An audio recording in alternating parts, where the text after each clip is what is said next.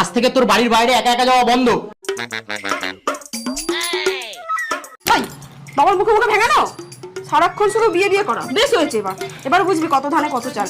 তুই কি কিলো পেয়ে গেছিস? দেখো মেয়ে কথা করা একটা।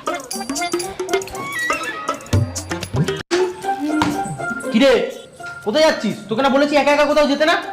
কিন্তু আমি তো প্রতিদিনই যাই টিউশনে।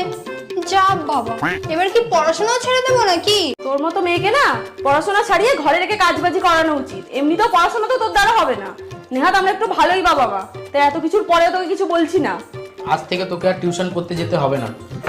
আমি স্যারের সাথে কথা বলে নিয়েছি, একজন নতুন স্যার আসবে, তোকে বাড়িতেই পড়াবে। কি মানেটা কি? এসব কিন্তু ঠিক না বাবা। মা একটু বোঝাও না বাবাকে। ভাই তুই অন্তত বোঝা বাবাকে। আমি আর এরকম করবো না।